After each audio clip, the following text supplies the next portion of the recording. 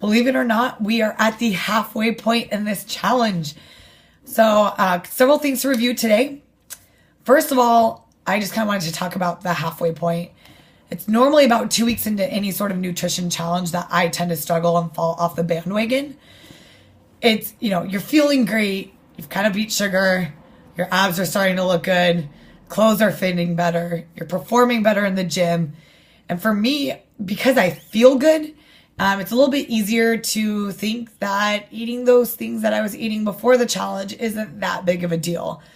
So I just kind of want to encourage you guys to review your goals that you wrote down, that you set for yourself before we started this challenge. And I want you to remind yourself why you wrote down those goals, why you started the challenge. We didn't have everything figured out when we started the challenge. We wouldn't have started the challenge if we already felt good and didn't feel like there was changes that needed to be made. So again, kind of take a chance to look over that. It's also a great time to check in at your progress and where you're at. Have you already fallen off the bandwagon? If so, it's not too late to get back on. Give us feedback and comments below with where your progress is at according to your goals. And again, if you guys are struggling with certain areas, whether it's finding recipes or whatever it may be, put your comments in or send PD or I a Facebook message and we can get back to you or address it to the group. There may be other people struggling with the same thing. So stay strong, guys. We're almost there.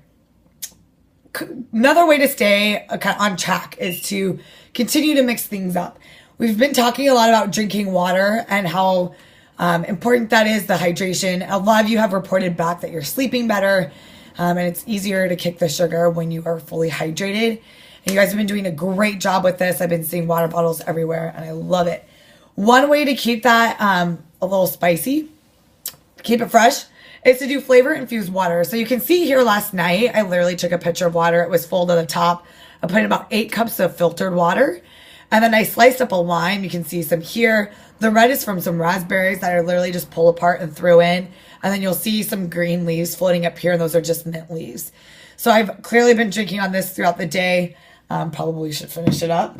You guys, one of my other favorite combos would be lemon and cucumber. You could stick melons in there. You could do pineapple. Find your favorite fruit, favorite herbs, throw it into some water, kind of play around with it as far as concentration and see what it does for you to help kind of make that still interesting. You guys had a chance last week to get bonus points and it was a drawing on top of that for any of you that entered a bonus point for an extra workout. And so we have drawn our winner and we do have M as our winner this time. What did she win? We have another callus remover. We've got some cuticle clippers. And then we've got some hand balm. It's really similar to the Climon, only REI doesn't carry Climon anymore. So this is the brand that they had. How do you guys use this? The hand care is super important with all the bar work that we do. And you don't want your calluses ripping off. That's when we end up with those tears. So we do want calluses to build up. That's what's going to help keep our grip strong and help give us more endurance with dealing with bar work. So you're going to start with your callus shaver. I use this several times throughout the week. And you're literally just going to rub it. It looks kind of like a cheese grater. And you're just going to take it to your calluses. I even go up the insides of my fingers, especially when my hands are dry. This outside screen actually can pop off and there's 2 ridges on the inside so you can clean out the dead skin. Gross. So make sure you do that. The back side is then going to just smooth everything out. So you're just going to go through on top and you should be able to make things relatively smooth and that should help prevent tearing. Do this especially before days when we have lots of pull-up work. If you have torn, then you can use the cuticle clippers to go through and cut them out. If you tear, normally it's that spot where it tears off that ends up hurting the worst. So go ahead and just clip it off or kind of dig out those calluses if you need to, if they've gotten too high. And then the Climon is literally just this beeswax. I use the back of my nail if I have any tears. And then you can just pack it into the tear and rub it with the back of your nail kind of like this.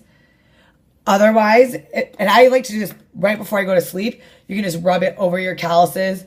It's a little bit greasier than lotion, so my preference is to stick it on right before I go to sleep, and then that way I don't have to worry about getting it over everything, and that's when healing occurs for our skin the most. That's great. All right, guys. Post below your updates if you haven't already with your PD did a post a couple days ago. Give us your update on your current points. Let us know where your struggles are. Likewise, I want to hear what's going well. I want to know how many pounds you've lost. I want to know what you're feeling like. I want to know your favorite recipes that you're finding. So make sure you guys are sharing your wins throughout the week on Facebook as well. All right, guys, good work.